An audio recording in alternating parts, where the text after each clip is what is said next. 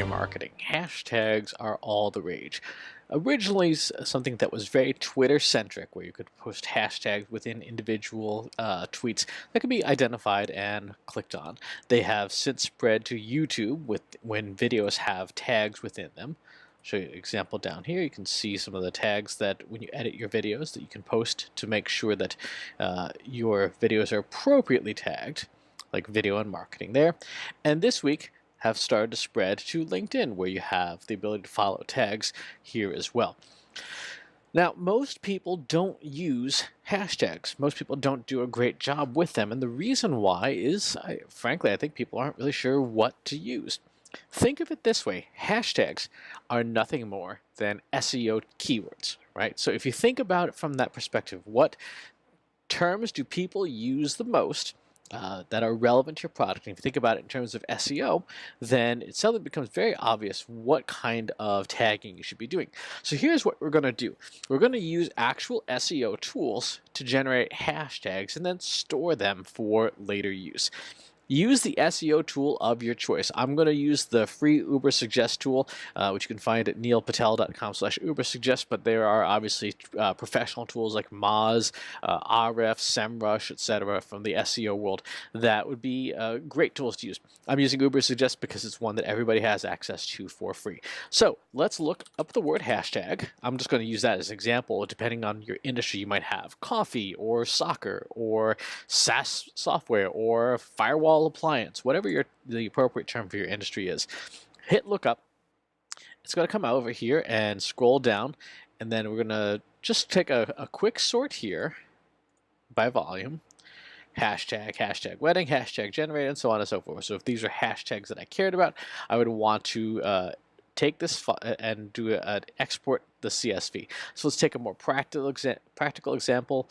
I do a lot in data science. So let's take data science, that term. Terrific.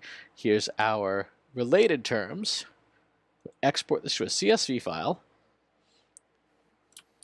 And we see here we have our search volume, which we're going to sort from biggest to smallest. The more searched it is, the more popular it is. And here's a whole bunch of potentially good hashtags. So I'm going to take really these top ones here are really, really good ones. I don't know that I like data science jobs. I don't know that I would use that. Certainly probably not going to use that one there. Data science master, not something I'd be likely to use. Let's see. These here, probably not going to use these. So let's take this selection here. I'm going to take it and I'm going to transfer it to my text editor of choice. And you can use any text editing software you want that is free in a good coding environment. There's Microsoft VS Code. There is TextEdit. I'm using one called Text Wrangler on the Mac that is free. I'm going to do two things, and again, your text editor should be able to do simple text manipulation. I'm going to change the case to what's called capitalized words. Some programmers will call that camel casing, and then I'm going to remove the space from these, like so.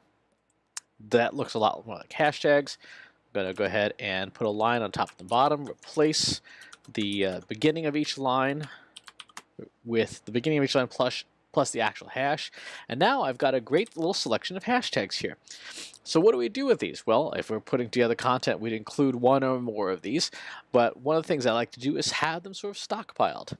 Now, YouTube's hashtags categories do not use that format. They just use the plain words themselves. So I'm going to put together, let's put social media hashtags, data science, and just copy and paste them in here, and now we've got them. Call this for Twitter, Facebook, LinkedIn, for YouTube. And again, going back to this, we're going to undo our changes. and those would be the ones we would use on YouTube. Now I'm going to save this again, save this in any kind of application that has great note-taking capabilities. Google Keep would be an example. Evernote is what I'm using here, but there's 1.5 million different note-taking applications. And store these. I've got a whole category here of all these ones for marketing, for social media and stuff. And now, when we post on social channels like Twitter or Facebook or whatever, and we've got a great thing that we want to tweet, we make sure we have a copy of our hashtags and put them right in, obviously as long as they're relevant, knowing that these are relevant and that these are highly searched, so they're probably going to show up in conversations. Again, use some good common sense and good judgment, and we'll make sure that our posts are taking advantage of hashtags as best as possible. Again, if you're going to be doing this also on Instagram with photos. So if I pull up my Instagram app here, this is an app called Flume. I'll put a link in the show notes so that you can see. This is an app I really enjoy. When I write my post here, let's select a photo and just pick something terrible. I'm sure I have something terrible laying out on the desktop. Yep, there we go.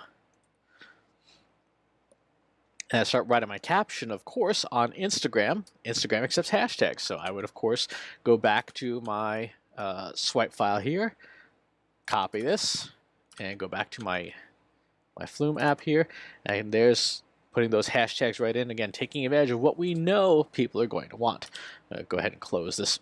So for any of these services, Instagram as well, this is how you take advantage of hashtags using data to make your decisions about what to post. So that's what I want you to do with your marketing. Do something with your marketing this week. Start using data to drive your hashtags selection as part of your overall social media content strategy. As always, please subscribe to the YouTube channel and to the newsletter, and I'll talk to you soon. Take care.